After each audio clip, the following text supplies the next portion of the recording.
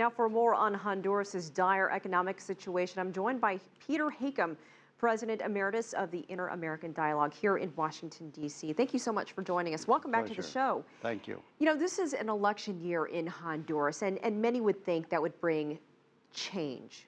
Will that bring change to Honduras?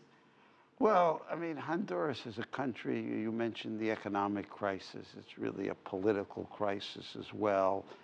Weak institutions, a country that's deeply polarized.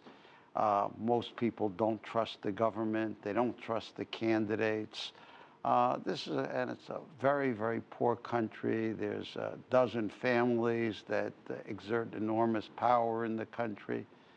It's just a very, very difficult situation. Plus, it's the country with the largest percentage of deportations of any country from the United States.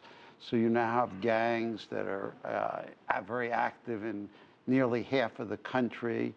The drugs coming north from South America are now increasingly coming through Honduras as the battle against drug dealers and intensifies elsewhere. What will it take to turn the economy around? Is there a good first step?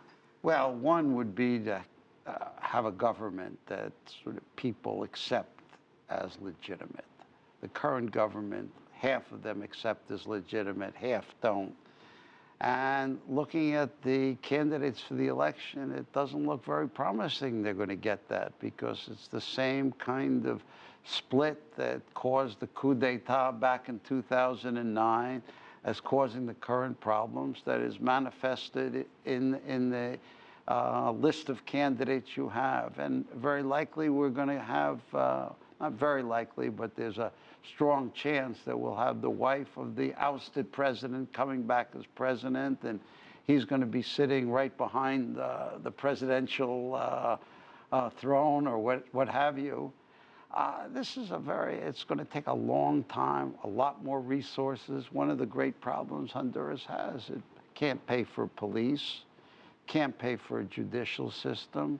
It just doesn't have the resources to even begin the process of fighting corruption or rebuilding political order. The state of law is very weak.